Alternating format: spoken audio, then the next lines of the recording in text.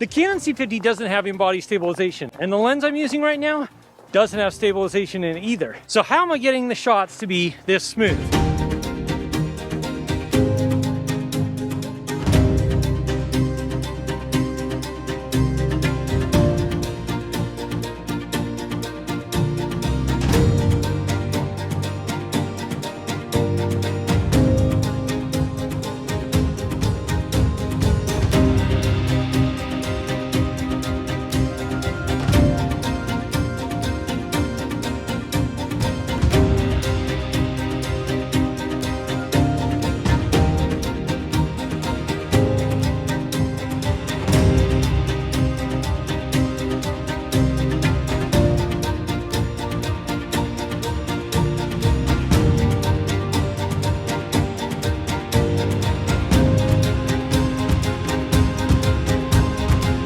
Turns out to be one of the best and also most hotly debated features about the Canon C50. And while I will say that this does depend highly on your use cases, there are a couple of use cases where not having IBIS is the best thing possible. But first, let me explain why I think that Canon doesn't put IBIS in their cinema cameras.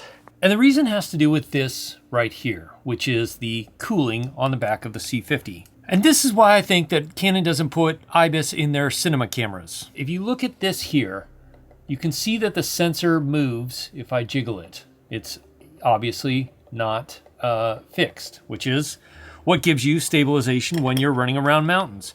But if you have stabilization in the lens and in the sensor, then it can lead you to issues like this, where you see that warping, wobbling. Well, Canon doesn't want that in their cinema cameras because obviously that could cause big time issues if you're filming a movie and then you have to deal with that. But the biggest reason I don't think they put IBIS in their cinema cameras has to do with cooling. Say this is the back plate of your camera or the heatsink, and your sensor is hard mounted to this, then your cooling is going to be fantastic because you have a physical connection between the sensor and the back plate or the cooling heatsink, whatever, of the camera.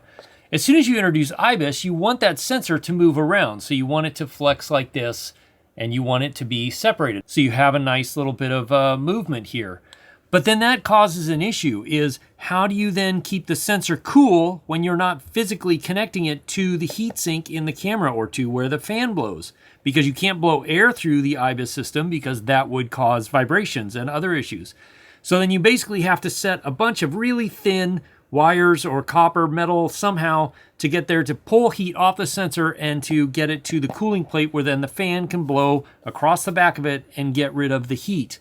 But that becomes very inefficient when you're trying to cool the amount of heat that sensors put off.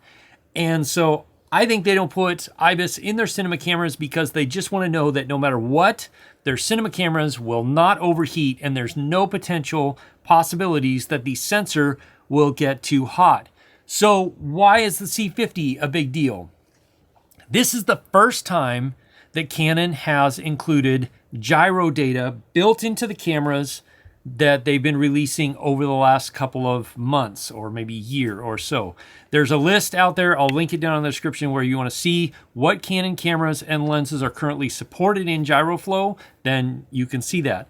And that's how I've been stabilizing this in post. It's huge because you can now take something like the C50 or even the R5 Mark II if you want to and stabilize the footage in post. Now there's some things you have to do. We'll talk about that in just a second. But the first place that I wanted to test this out on was an FPV drone because that is where I would use something like post stabilization a lot. All right, we're gonna try this out.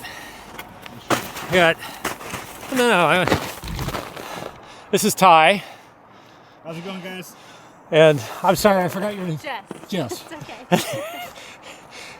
Ty has a pretty cool YouTube channel that I'll link down in the description, unless of course you don't want me to. Yeah, Crag Lord. And then he's going to be chasing me around with another little FPV drone. And then Jess is technically our visual observer. So welcome to the team. Staying legal. We're going to try not to crash this thing.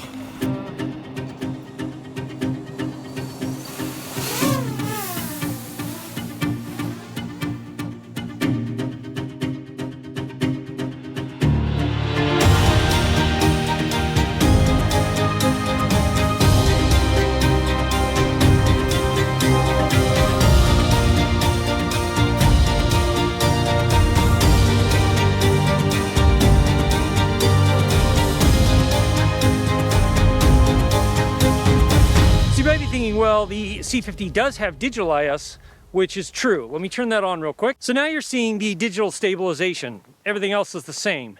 Let's switch it to high and see what we get there. And now you're seeing the digital stabilization in high, which, yes, it does do a good job, depending on how stable you're able to hold it, but obviously you crop in quite a bit. And now we have it on Gyroflow.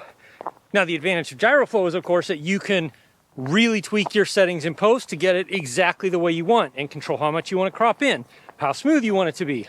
All of that is possible. But the other cool thing is you can lock the horizon. So right now I'm tilting the camera left and right a little bit, and the horizon should be staying perfectly level. Now the one problem currently is that it doesn't work with Canon Raw, but from what I hear and what I understand is they are actually working on a fix for that so that it will work with Canon Raw just like it does with Red Raw. That may not be a big deal for you. You can still film in 7K 3x2 mode open gate on this camera and still get really fantastic C-Log2 footage. But if you're wanting to do RAW, you're gonna have to wait a little bit longer before Canon Raw is supported in this. Now, if you work with Canon Raw, or if you really wanna work with Canon Raw, there is a workaround. Basically, you pull the Canon Raw into your editor of choice, DaVinci Resolve, Final Cut, Premiere, whatever it might be, export a proxy file, and then bring that proxy file into Gyroflow and set up your lens profile if you don't have one, etc. And what you're going to do is open the Canon Raw file under the gyro data tab, and that will pull the gyro data off the Canon Raw file, and then you can sync it and make sure everything looks pretty good, and then export the Gyroflow project file as a project file. And like DaVinci, Final Cut, and I think Premiere all have plugins for Gyroflow where you can then pull that Gyroflow project file into your editor of choice and then work with Canon Raw natively in your editor of choice and still be able to stabilize it with the power of Gyroflow. It's a lot of a workaround right now, at least until Canon Raw is natively supported like Red Raw is. It's a workaround that works really well. The workflow in Gyroflow is really easy, and the developers at Gyroflow have done an incredible job. So if you're using a lens that is already supported, like the 20mm f1.4 that I used a fair amount on this, then it knows everything. And the cool thing is, like, the 24-105 is also supported. So I was holding this in some cases out the side of the car at 105mm, and it still stabilized really well. All that data is there. Occasionally you might have to auto sync it a little bit because you are using the developer version of the latest version of Gyroflow, but it does synchronize it really well. Now, if you're going to use something like the 10-20, which I did for some of the FPV clips, then you have to build a lens profile, which is not that hard, and Gyroflow has a great tutorial on how to do that. Now, to do this right, there's a few things you need to know. You have to use currently at least at the time of filming this video, you have to use the developer version of the latest version of Gyroflow. Your camera has to be on the latest, most recent version of the firmware from Canon.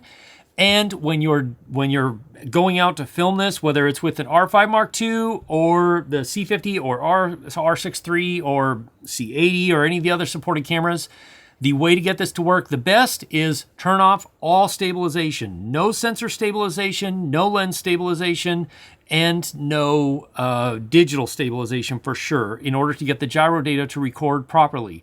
Now, I did a test a little bit because I did some work for IMAX this last summer with a Canon camera that is supported, and it actually did record gyro data even though I had lens stabilization turned on. So there's some flexibility there, but I do understand that it may trip the software up and it may not stabilize the way that you expect it to if there's other stabilization at play when the software is looking at the gyro data pretty much exclusively.